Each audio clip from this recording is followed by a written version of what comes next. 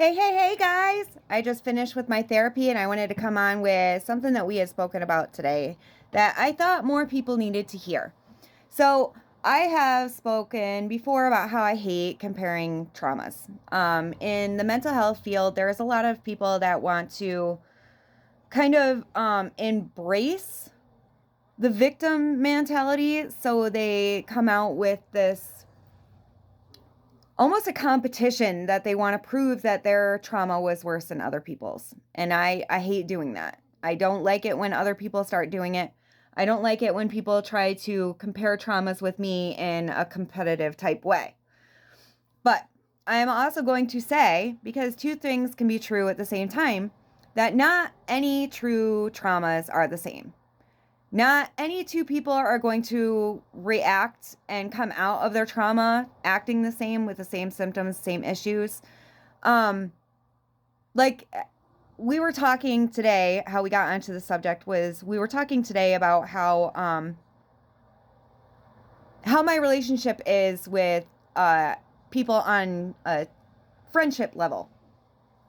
And I don't have very many people as like a constant, consistent, good friend, that type of relationship. I have a lot of acquaintances, but I don't have like a lot of friends. And we were discussing why that was. And I said, I talk to a lot of people about trauma, about mental health, about, the different things that I've experienced in my life, trying to come up with similarities.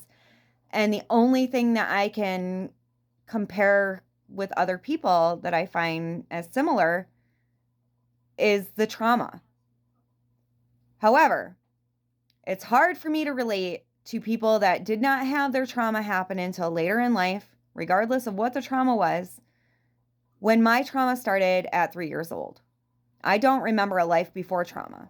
I don't know what my mind, what my body, what my life would be without trauma. I've never experienced my body not constantly in a fight or flight mode. I don't know what emotions felt like before I experienced the trauma. So it's hard for me when I'm having conversations with people and they say that they completely understand me when the only thing that we share in common is a trauma or two. The only thing that we share in common is a few things that our minds correlate that before the trauma they never did. The few things that our body might do in response to our trauma that wasn't there before. Those are the only things that we have in similar. I've never been able to find someone in like real life that has experienced the extensive and the range of different traumas that I have experienced. So yeah, we can relate on small things. Maybe we like the same music. Maybe we've read a few of the same books. But when we're talking about like, how was your high school experience? And they tell me I got bullied, or I was a popular kid, or I was in these sports. And I say, I was raising 5 kids.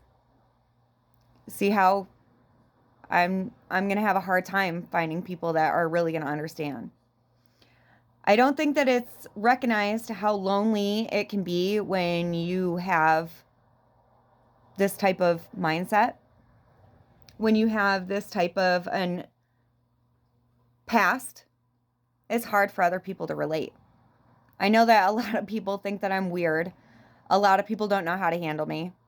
That's okay. Apparently you don't belong in my circle anyways. But this is another part that so many do not understand, is a difference between complex PTSD, multiple traumas, usually starting in a very early age, and regular PTSD. One big event. Not taken away from the big event that they went through. They deserve love, kindness, support, everything that the complex survivors deserve. But let's stop saying that if you have one trauma, you're going to understand everyone's trauma, because it doesn't work that way. I'm not going to understand the trauma of a mother that's lost her child. I don't know. I can sympathize. I can empathize. I can try to understand, put myself in their shoes, but I'm never going to be able to fully relate. So try to remember that before you tell somebody that you know exactly what they're talking about in all of their trauma. Because you don't. Two people can walk away from a sexual assault. One person becomes hyposexual and the other one repulsed by sex. No two people are the same. No two traumas are the same. No two people are going to act the same after trauma. But it has been scientifically proven that the earlier that the trauma happens and the more extensive the trauma is, the more the brain is physically changed. So for the people that have their trauma happen later on, not taking away from the pain that they went through, not taking away that they should get help and they deserve help and that what happened to them never should have happened. It's not the same as going through it from infancy up to where it completely changes the way that your brain works. It changes so many things in your body, making it harder to handle the other things that are going to happen in your life, giving you increased risks of further toxic behavior, of further traumas happening. So try to remember these things before comparing traumas. Let's not compare traumas, but let's hold some space for the fact that no trauma is equal. With that, I'll stop talking.